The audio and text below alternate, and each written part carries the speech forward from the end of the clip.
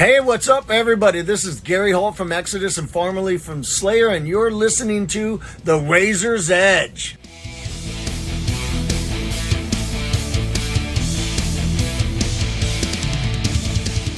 Hi, it's Kat from The Razor's Edge, and I'm here with Brittney. How are you? Doing well, thank you. Thanks for having me. You played earlier on today. How was it? It was great. Yeah, we had a really good time.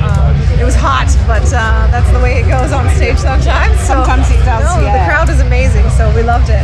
So you were originally meant to play in 2020. We were. COVID got in the way. Yeah. You're back with us. In those 2 years, you've been busy. In those few years, you've been busy. You've had a baby. Yes. 2 albums. Yeah. You've done a lot. Yes. Yep. Well, I mean, COVID, you kind of didn't really have much else to do. So do all the things, make an album. Get them all out of the way. Yeah, right. Yeah. Might as well. So it's just kind of, we released Abyss during the pandemic because we just wanted to give people something to look forward to. Yeah. Because we had it ready to go, and our label was kind of like, oh, well, no one's releasing albums right now, like everything's so unsure and you can't tour it. And I said, well, I am dying for new music, so I'm sure our fans are probably feeling the same. So we released the album, and then we started working on the next one right away because we couldn't tour. And then the second we got the touring done for that, I was like, I want to have a kid. So I'm like, let's just do it all. And why not? Yeah. Why not have it all? I think, So try. Absolutely. So what is it like touring now with a little one? I mean, I suppose there's a lot to juggle. Yeah, it is. There's a lot of factors to consider. Exactly. Do you ever consider bringing them with you? Yeah, she's actually at the hotel right now. Oh, how lovely. Yeah. So we brought her along for the festival runs because we knew there'd be downtime during the weeks.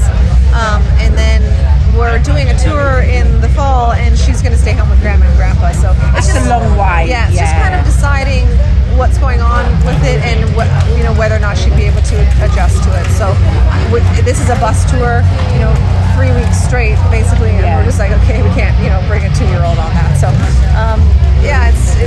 it's definitely not, let's just get up and tour like it used to be. Lots of logistics You've got a lot to consider, haven't you? But I mean, why can't you do everything? We're in an age where I think everybody's grabbing opportunities. Yeah, absolutely. And I just don't think that women should have to give up what they love, to stay at home and take care of the children.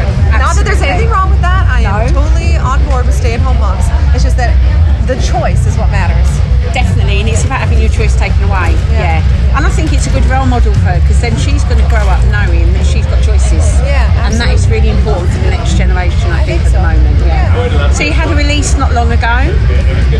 Phantoma. Yes. How's that going? It's going great, actually. It's really funny because I just can't turn my brain off. So the second the album is out, I'm like already on to the next one.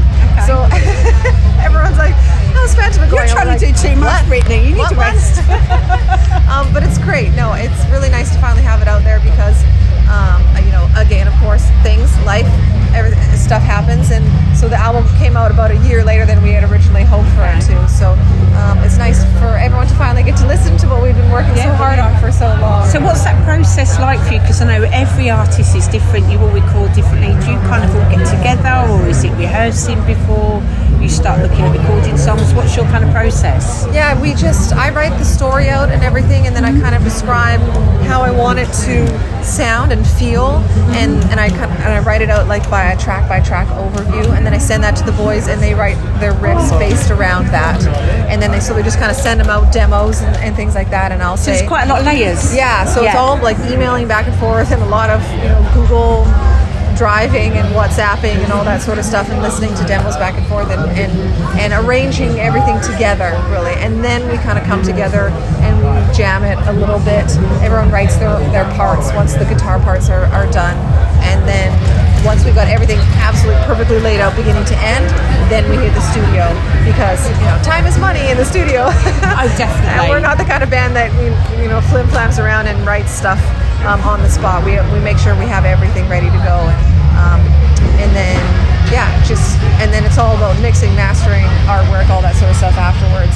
So this time it was a little different because my daughter was 6 months at the time when I went into the studio, and so I was still recovering from that, and also she was a 6-month-old, so needed to be with me every 3 hours basically, and it was just kind of juggling that and working around it and figuring it out. It changed the schedule quite a bit from the way we usually do things, and that drew out the process a bit more. So it took me longer to record my parts than normal.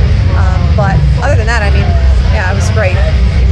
It's just fun to writing new music is like the most exciting part of the job. So. And isn't that what life's about, adapting? Yeah, absolutely. To what comes at you next. Yeah. And if we can do that. Yeah, no, it's great. So you mentioned you're doing the European Festival circuit. You've got Nepal later on. Can we see you back over here at some point? Yes, we are going to be coming through in February. Right. Yes, we're playing a date in London. And then I think that we're going to try and see if we can do like a whole UK thing. Yeah. Okay. Yeah. Because it's a vast country, you know, there's a lot of different really good venues to play over here, and it'd be really absolutely. good, yeah. We've never been over to Ireland, so love to do that. And then maybe, scoot on down to the Scandinavias after as well. Just do a whole Northern Brethren tour kind of thing. Sounds interesting. Yeah. So I know you said you're already thinking about the next release. Yeah, I know, yeah. What's that going to be like? When are you going to start kind of seriously looking at that? Yeah, I think the second we get home from the European tour in February. The story is written, I've got it out to the boys, and they've been concocting riffs, and we've been sharing ideas back and forth, and I think we'll probably get something in the studio hopefully by summer. So who have you watched anybody this weekend, or is there anybody you're going to try and see a bit later?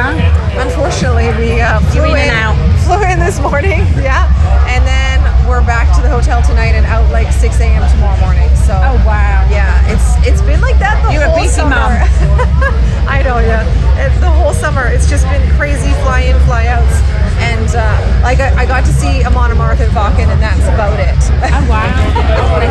Yeah. So who's inspiring you though? I mean, who should we be listening to who you think's great?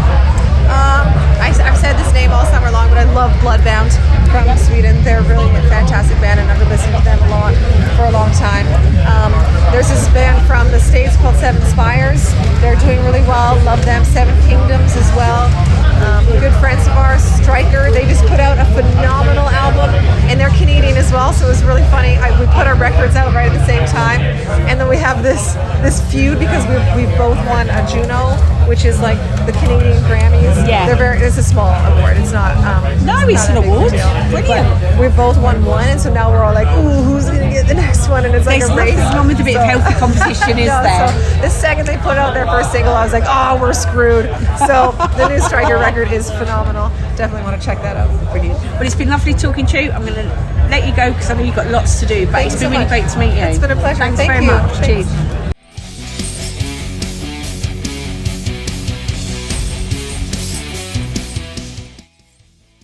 Thanks for listening.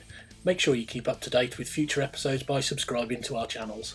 For more information on this podcast, or for all the latest music news, reviews, interviews and more, head over to our website www.therazorsedge.rocks.